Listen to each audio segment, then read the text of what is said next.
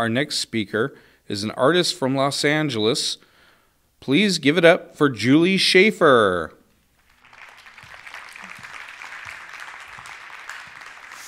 Here's a man. Okay, there we are. All right, good morning. Thank you for inviting me to this TEDx event. And I'm going to be talking to you today about a project that I've been working on for the past few years. It's a project that took me to straight into the middle of some pretty remote, desolate, haunting, yet resonant landscapes. It's a project that changed the way I would ever want to make a landscape in the future, and gave me a completely different perspective on my role as an artist in that process. The project entails a book that I'm in the middle of writing, as well as a series of 6-foot-tall photographs that I made with a pinhole camera. So what we're looking at here is one of those landscapes that I was talking about. And that U-Haul that's sitting in the middle of there is my dark room. So what you don't see there is if you were to open up that back door of the U-Haul, you'd see a whole chemistry setup in a dark room. You'd see a 6-foot-tall big plywood box, and that's my camera. And you'd see me back there working away, making my images. So how did I come up with this project? Or, a little bit of the backstory of this project is there was 3 things that sort of happened. It was this constellation of events that got me to start working on this project. The first of which is that as well as an artist, I'm a teacher. And I teach photography at several colleges and universities in Southern California. And so I'm talking constantly with my students about digital process as well as analog.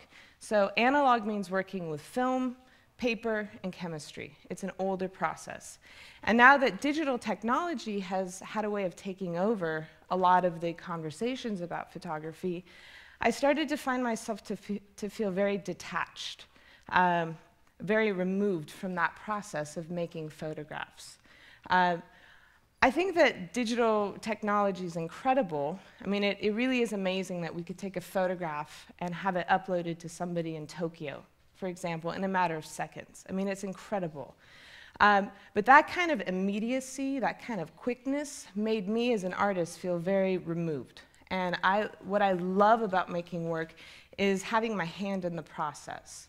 So I thought, well, what's a way that I can start to get myself more involved in that process and slow things way down? And pinhole photography was one of those things. So a pinhole photograph, or pinhole camera, is the most rudimentary form of photography that exists.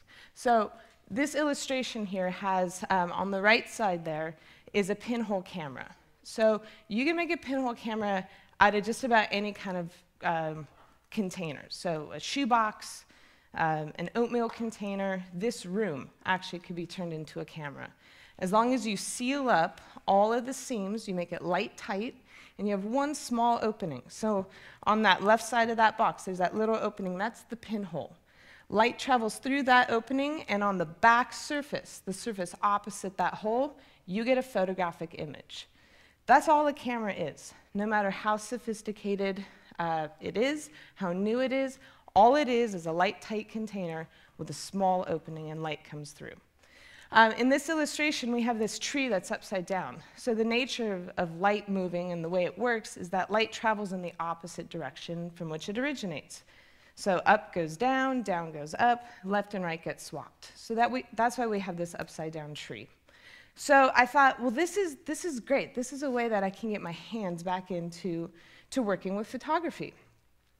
And at the same time that I was learning about pinholes and deciding about making one, I came across a letter written by Chief Seattle. This was in 1855. And this letter was a response to President Pierce, who at that time was asking how much the chief would be willing to sell his land for. And his response was had such a profound effect on me. I mean, it was so poetic and so well articulated that for the Native Americans, there is no price that you could put on land. It's not their right to sell it. It's not their right to claim it as their own. For them, every single part of nature is part of the land. So every raindrop that falls, every pine needle on the ground, every flower that's blooming is part of the land as much as the ground that you're standing on. And it's not theirs to own or claim. And that is running in direct opposition to what a lot of the settlers at that time in our nation's history were doing, where they were pushing west and they were trying to claim land because it was full of resources. The West was full of these natural resources that they wanted. So it articulated beautifully these two very different ways of considering land. So reading that, I was reminded of, these early photographs I had seen of the West. And these photos are incredibly beautiful. They show a very majestic, powerful, large, vast open space. And I was reminded that these photographs, a lot of these early pioneers of photography were shooting in these traveling darkrooms. And this time in history, in the West history, parallels the history of photography. So one of those resources that was being mined was silver. The more silver that was being mined, the more photography was able to advance. And that's because silver is found in all negatives, all paper. That whole early process of photography required silver. So the more abundant silver became, the cheaper it became, and the more photographs were able to evolve. So for the first time in history, photographers were not tied to a studio, they weren't tied to a lab, they were able to go out into the land and start photographing. So I started to think, well, how can I bring these three things together? I want to explore this area because it's now about 150, 160 years later. So I thought, I wonder if I travel to these similar areas where mining occurred, are there any remnants of this history? Is there any kind of evidence of the mining that happened on these lands? So I decided to travel to 4 locations in California. So my locations were Eureka, California, Owens Valley. This is Cerro Gordo is the silver mine in Owens Valley. We have what's called Malakoff Diggins. This is up in the Tahoe National Forest. And this one is close by to actually where we are today. This is Lytle Creek up near San Bernardino. All of these locations have a history of mining, and specifically the silver and gold mining. The type of mining that we had at Lytle Creek, as well as Malakoff Diggins, was what was known as hydraulic mining. So these miners would take this big hydraulic hose, high-powered hydraulic hoses, and just point them at a mountain, and literally wash away these mountains and direct all of that runoff to these big ravines, so they could collect all the ore that came off there. It was a highly lucrative form of mining, but also incredibly destructive. So what we're looking at here, you can see on this wall here, as well as over there, on the sides of this pit, it used to be a big mountain, and it was washed down into this 1-mile pit, and the whole circumference is 3 miles. You can see that evidence right here, too. So this part and over here, it was washed away by these high-powered hoses. In order to find the most lucrative ore, mercury and arsenic were used. They attached to it. So mercury and arsenic, these toxic heavy metals were used. All that excess just seeped back down into the soil, or in this case, in Malakoff Diggins, it went into nearby streams and tributaries, so completely polluting the area. Owens Valley, this is Cerro Gordo back here, one of the biggest silver mines in California. And this was a more traditional type of mining. There was actual mine shafts that were dug into the mountain, and they were pulling the silver out that way. And so much mining was done, it's sort of just a shell of a mountain at this point. It's more or less hollowed out. And what looks down here like snow or salt is actually this really toxic dust. And that dust was a result of all of the tailings and all of the effects of the mining that occurred. So what was interesting to me is that there was this very visible evidence of the history and the past of these places. So I thought, why don't I go out there with my own camera, with this pinhole camera, and set up my own dark rooms and photograph and see what I get. So there we have my camera. I had two versions of cameras, that's one of them. And I either used a U-Haul or this tent that I would bring down. I brought down into this pit, tied the tent up in plastic, and made a dark room out of it. And I thought, well, let's just see what I get. And these are my results. These are 6-foot-tall, 40-inch wide photographs. They're about the size of a doorway. And they're negatives. So the light that came into my camera projected directly onto this paper. And this paper I then processed in these darkrooms. So I left my images as negatives.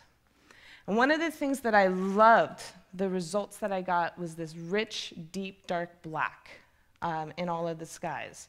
For me, that was this evidence that maybe there was something else that happened in these places. You know, they're really abstract-looking locations. They kind of look lunar. They look like these otherworldly spots. And this black hints at this tragic history. Not only was I interested in the environmental effects of this mining, but also what happened to the people. So my photographs are tall and narrow because I wanted to take portraits. And I wanted a body to be referenced.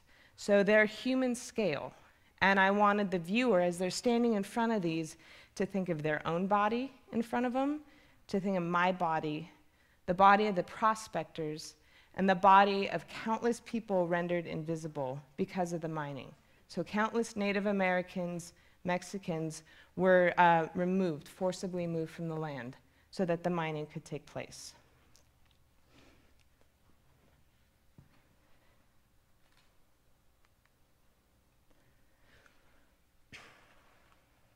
I started off the talk saying that this project changed the way I would ever want to shoot a landscape again. So I want to share a story about one of the things that happened that gave me this revelation. So working with a pinhole means that you don't have a lot of control. And you don't have a lot of control because I just had this big box that I would set out, and I didn't know what I would get in my photograph. I mean, I knew it would generally get something out in front of me, but I couldn't do this precise framing. And I thought that was really interesting because these lands were so highly controlled, and the photographs that usually came from them were so specific. I liked this idea that I didn't really know what I was going to get. But another thing that happened is, in order to make these photographs, I had to have a system that worked really, really well. Right? And so I was really proud of the fact that I had perfected my process.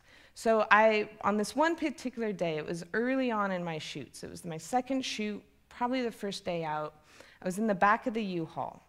And I had been in there for a few hours, closing up all the seams, setting up all my chemistry, loading my camera. I mean, I'd been back there for a while, for a few hours, and I was literally in the dark doing all this.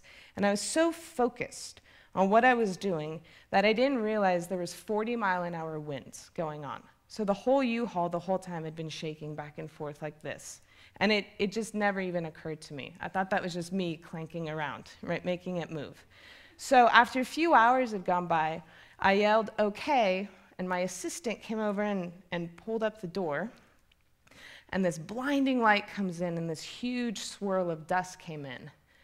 And I initially, I was startled by it, but I thought, oh, well, that's just because we opened the door. It's fine. And so I pulled the camera out to the edge of the U-Haul, and it's shaking back and forth. And I started thinking, oh, man, my photos are going to come out really shaky, but it's okay. It's okay. It's okay. And this dust is coming in, and I'm thinking, oh, my God, my perfect darkroom I just set up now has dust all over it. And I thought, well, whatever, I just got to keep going. So I pulled the tape off my pinhole to start my exposure, and I saw dust just get sucked into the camera. and I could hear it hitting the back of the camera. And I knew, oh my God, it's going to scratch my paper. And I thought, no, this has to stop. How do I make this stop? I want all of this to go away. And then it's like I heard myself saying that, and I thought, what do I want to go away? I want weather to stop. I want nature to stop being nature. You know, isn't that what I'm out here doing?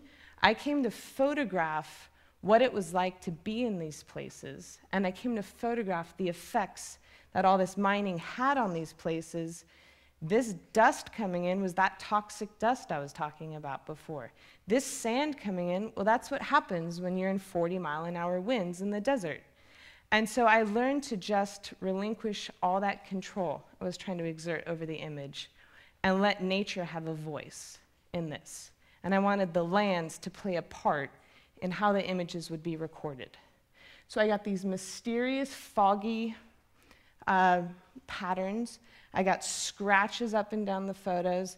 I have weird stains and marks all over from the chemistry being affected, and they're perfect. I mean, that was allowing nature to work in concert with nature, made the whole process really engaging and made me feel connected again to something that I had felt so detached from.